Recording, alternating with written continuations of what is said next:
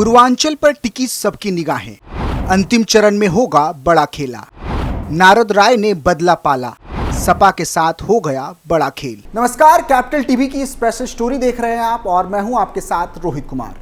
लोकसभा चुनाव 2024 अब अपने अंतिम पड़ाव की तरफ बढ़ रहा है। सभी की नजर अब 1 तारीख को होने वाले 7वें चरण के मतदान पर टिकी है। ऐसे में यूपी का पूर्वांचल अंतिम पड़ाव का हॉटस्पॉट बना हुआ है। उत्तर प्रदेश में यह लड़ाई पूर्वांचल के रण में लड़ी जा रही है। बाकी क्षेत्रों की तरह पूर्वांचल में भी जातिगत राजनीति का बोलबाला है। पूर्वांचल की सियासत भले ही ओबीसी के इर्द गिर्द सिमट रही हो, लेकिन स्वर्ण जातियों का भी अपना एक वर्चस्व है। सियासी दबदबे के लिए पूर्वांचल में पीढ़ियों से 2 स्वर्ण जातियां ठाकुर और भूमियार के बीच मतभेद चले आ रहे हैं। गाजीपुर और बरिया लोकसभा सीट पर स्वर्ण वोटों की एकजुटता पर बीजेपी की उम्मीदें टिकी हुई हैं, लेकिन जिस तरह से ठाकुर बनाम भूमियार की अदावत दिख रही है, उसके चलते पार्टी के लिए चिंता का सबब बन सकती है। बलिया सीट पर बीजेपी ने अपने मौजूदा सांसद वीरेंद्र सिंह मस्त का टिकट काटकर पूर्व प्रधानमंत्री चंद्रशेखर के बेटे नीरज शेखर को उतार रखा है। इस सीट पर सपा ने पिछला चुनाव बहुत कम वोटों से हारने वाले सनातन पांडे को फिर से मैदान में उतारा है, तो बसपा से ललन सिंह यादव को टिकट मिला है। वहीं गाजीपुर सीट पर बीजेपी से पारसनाथ राय, सपा से अफजाल अंसारी और बसपा से उमेश सिंह चुनावी मैदान में हैं। अफजाल अंसारी 2019 में बसपा से जीत दर्ज कर चुके हैं, लेकिन इस बार वो सपा से प्रत्याशी बनाए गए हैं। अफजाल अंसारी बाहुबली मुख्तार अंसारी के बड़े भाई हैं। बलिया सीट पर नीरज शेखर बनाम सनातन पांडे के बीच चुनाव होता नजर आ रहा है। नीरज शेखर ठाकुर समुदाय से आते हैं और सनातन पांडे ब्राह्मण हैं।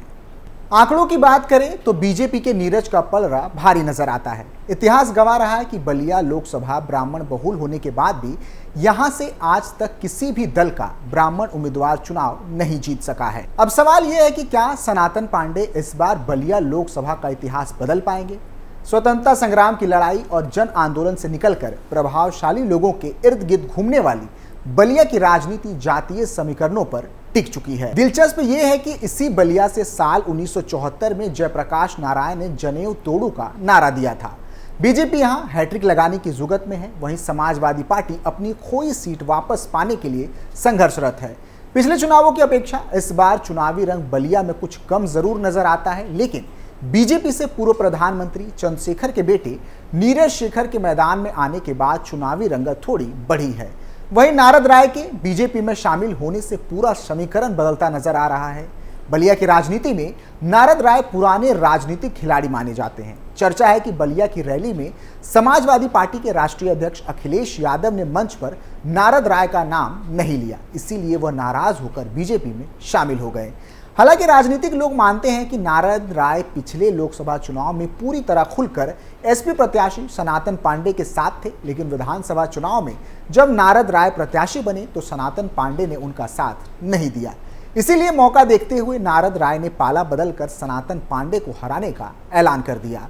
बलिया लोकसभा सीट पर अभी तक कुल 18 लोकसभा चुनाव हुए हैं, जिसमें 14 बार ठाकुर समुदाय से उम्मीदवार ने जीत दर्ज की है।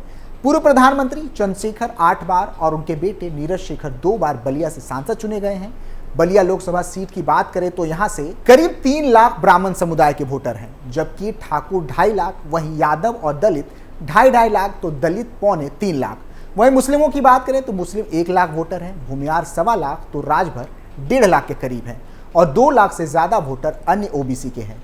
बलिया क्षेत्र में 5 विधानसभा सीटें आती हैं, जिनमें गाजीपुर की मोहम्मदाबाद और जहूराबाद सीट, तो बलिया जिले की बैरिया, बलिया सदर और फेफना सीट है।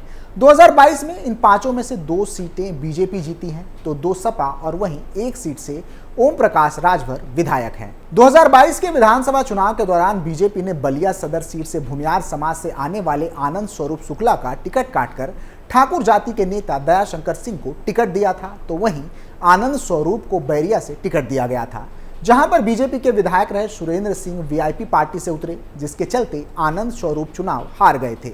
बैरिया में ठाकुर बीजेपी को वोट करने के बजाय सुरेंद्र सिंह के पक्ष में खदेड़ नजर आए थे।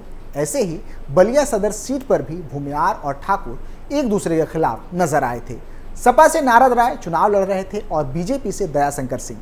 नारद की चुनावी लड़ाई शुरू से ही ठाकुरों के खिलाफ रही। समीर तिवारी कहते हैं कि उपेंद्र तिवारी और आनंद स्वरूप जैसे भूमियार चेहरों को बलिया सीट से टिकट ना मिलने का भी सियासी मलाल भूमियार लोगों में दिख रहा है। नीरज शेखर के साथ उपेंद्र तिवारी और आनंद स्वरूप शुक्ला बहुत ज्यादा मशक्कत करते नजर नहीं आए हैं, क्योंकि उन्हें लग रहा है कि इस बार अगर ठाकुर कैंडिडेट हार गया तो भविष्य में उन्हें मौका लग सकता है। सपा प्रत्याशी सनातन पांडे खुद को भूमियारों का सबसे बड़ा हितैषी बताने में जुटे हैं, जिनके साथ यादव, मुस्लिम, ब्राह्मण एक साथ हैं। ऐसे में भूमियारों को भी उनके साथ जाने पर नीरज की हार में अपनी जीत दिख रही है। बीजेपी ने इसलिए सपा के दिग्गज भूमियार नेता नारद राय को अपने साथ मिलाकर डैमेज कंट्रोल करने की कोशिश की है, लेकिन बैरिया और फेफना क्षेत्र के भूमियारों का झुकाव सपा की तरफ है, जो बीजेपी के टेंशन का सबब बनी हुई है। ऐसे में बलिया सीट पर भूमियार ठाकुर समीकरण को साधे बिना नीरज शेखर के लिए जीत आसान नहीं है, क्योंकि इस बार दलित और अति पिछड़ा वोट भी बीजेपी के साथ पहले की तरह नहीं दिख रहा है। वहीं गाजीपुर सीट की बात करें तो गाजीपुर लोकसभा सीट पर बीजेपी से भूमियार समुदाय से आने वाले पारसनाथ राय मैदान में हैं, तो सपा से अफजाल अंसारी और बसपा से ठाकुर समाज से आने वाले उमेश सिंह मैदान में हैं।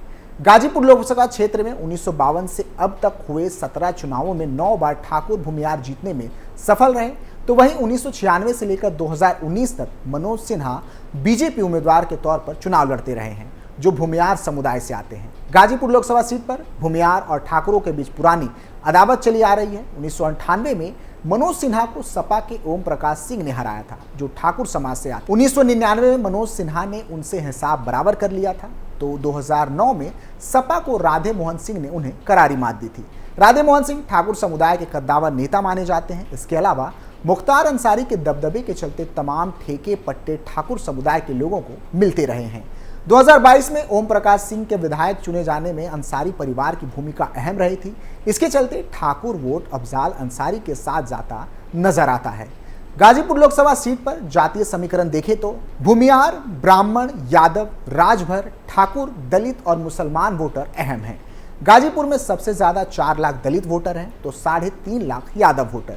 मुस्लिम वोटर 2.5 लाख हैं, तो भूमियारों की संख्या 2 लाख है।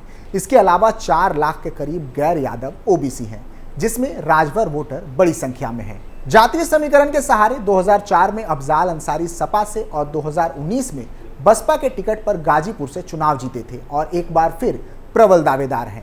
गाजीपुर लोकसभा क्षेत्र से पारसनाथ राय खुद को लड़ाई में बनाए रखने के लिए लगभग 2.5 लाख ठाकुर जाति के मतदाताओं के समर्थन की आवश्यकता है। पूर्वांचल में बीजेपी ने पिछली बार विपक्ष का सफाया कर दिया था, लेकिन इस बार जातीय विसात पर जिस तरह चुनाव हो रहा है उसके चलते बीजेपी के लिए सियासी चुनौती है। ऐसे में बीजेपी पूर्वांचल की अलग अलग सीटों पर सियासी समीकरण को साधने की मशक्कत कर रही है, जिसमें बलिया और गाजीपुर लोकसभा सीट पर भूमियार और ठाकुरों के बीच सियासी बैलेंस बनाने की कवायद की जा रही है। गाजीपुर और बलिया दोनों सीटों पर 2 प्रमुख उच्च जातियों के बीच एक प्रकार का लेन देन वोट देने का फॉर्मूला तलाशा जा रहा है, जहां दोनों जातियों के मजबूत और राजनीतिक रूप से महत्वपूर्ण क्षेत्र है। इसके तहत गाजीपुर के ठाकुर समाज बीजेपी प्रत्याशी पारसनाथ राय के पक्ष में एक मुश्त वोटिंग करे, तो बलिया सीट पर भूमियार समाज नीरज शेखर के पक्ष में मतदान करे। बीजेपी अगर ठाकुर और भूमियारों में सियासी समीकरण साधने में सफल नहीं होगी तो दोनों सीटों पर सियासी पेच फंस सकता है। फिलहाल के लिए इतना ही। आप देखते रहिए कैपिटल टीवी उत्तर प्रदेश। नमस्कार।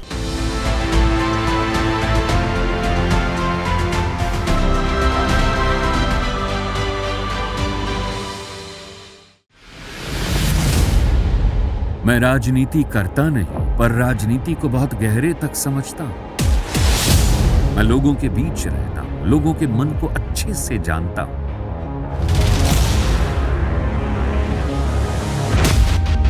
पब्लिक और पॉलिटिक्स की हर नब्ज को खूब पहचानता हूं। संघर्ष की सियासत से सत्ता के सिंहासन तक मैं हर खबर से खरा सच निकालता हूं। ना कोई दौड़, ना कोई race. Capital TV, Uttar Pradesh.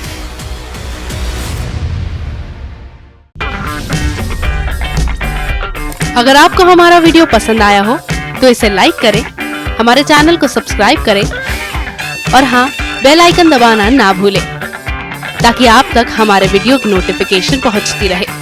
आप अपना सुझाव हमें कमेंट बॉक्स में दे सकते हैं। हमारे साथ जुड़ने के लिए शुक्रिया।